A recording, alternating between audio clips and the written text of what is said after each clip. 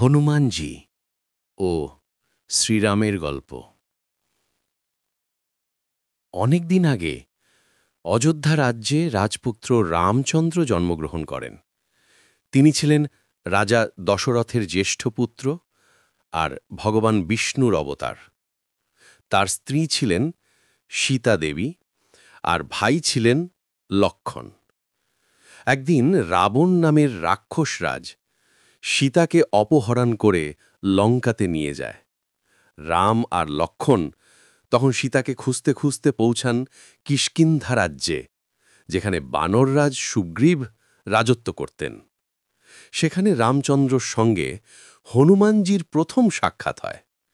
হনুমান তখন সুগ্রীবের মন্ত্রী। রামের পায়ে পড়ে তিনি বুঝতে পারেন এই রামই সেই ভগবান যার সেবা করার জন্য তিনি জন্মেছেন। সুগ্রীবের বাদেশে হনুমান সমুদ্র টপকে লঙ্কায় যান সীতাকে খুঁজতে। সেখানে অশোক বাটিকায় সীতার দেখা পান এবং রামের আংটি তাকে দেন। এটাই ছিল রামের ভালোবাসা ও আশ্বাসের প্রতীক। রাবণের সৈন্যরা তাকে ধরলে হনুমান নিজের লেজে আগুন লাগিয়ে পুরো লঙ্কা জ্বালিয়ে দেন।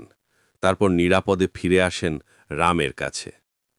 সবশেষে রাম রাবণকে বধ করে সীতাকে উদ্ধার করেন।